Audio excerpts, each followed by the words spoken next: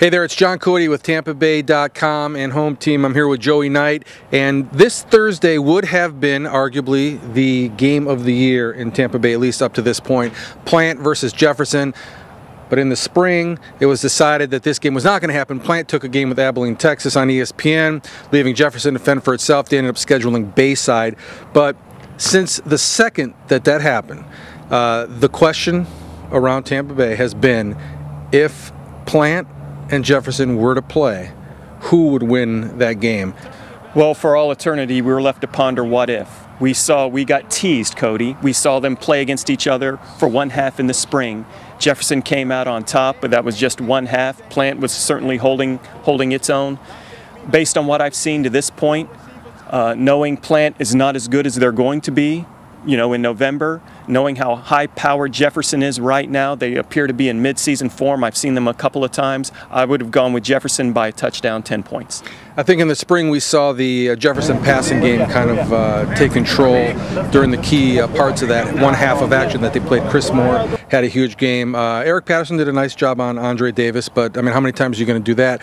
But Plant has not faced a passing team this season. They played Tampa Bay Tech in week 1, and last week they played Hillsborough, which doesn't even have a quarterback. So we haven't seen if there is that improvement in the defensive backfield, as if anything would have changed from the spring. I think so. We both agree that Plant is going to be vastly improved by November. They're that well coached. Their defense was much like this last year. They evolve and improve as the season progresses.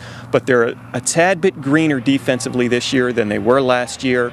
They're probably not as athletic defensively this year as they were last year. I think at this point in the season, Jefferson would have successfully exploited that, much like they did in the spring. And like I say, I feel pretty firm that, Jefferson, just based on what I've seen, it's very hard to match up with Andre Davis and Chris Moore, the rangy Jefferson receivers.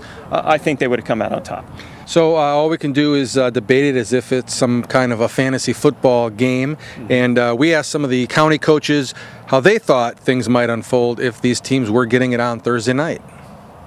If they were to play this year, I'm going to tell you something. I think Jefferson's a pretty good football team, and I like some of the things that they can do. From what I understand, Plant is a little young in the secondary, so I'd say you have to probably give the nod to Jefferson. But as long as Coach Wiener's over there, they're going to be able to beat anybody. Ooh, I'd rather not say. I don't know. I've seen both of these guys off of the spring film. Jefferson's loaded. Jefferson is a loaded team. That's a tough one. If I had to somebody put a gun up to me and say you got to make a decision, I'd probably say Plant. Well, that's a difficult question, Joey, simply because we played Jefferson in the season opener, and that's just that, an opener for both teams. And then we played Plant second without their starting quarterback. So I think if Plant's at full speed with everyone on the field in their lineup, and I think if Jefferson is healthy, I think it would play very similar to what happened in the spring jam where Jefferson won by a touchdown. I think Jefferson is better athletically, and I believe that Jefferson has more big play capability. Wilder can get downfield. Once again, I have to qualify that statement because Philip Ely didn't play, and I know he can get downfield too, but the receivers at Plant aren't as gifted as the receivers at Jefferson. So I think Jefferson by a touchdown. Okay, Joey, it's time for our predictions. These are just for fun because obviously these two teams are not playing, but if they were, I think Chris Moore and Andre Davis, at least one point during the game, will be a decoy for Quinn Williams to get the ball over the middle to Ramik Wilson for a big play, maybe even a touchdown at least once. Andre and Chris are each going to get a score. I think Demetrius Russell gets a score out of the backfield, maybe a little screen pass that he turns, something small into something big. And I say Jefferson ends up prevailing something like 34-23.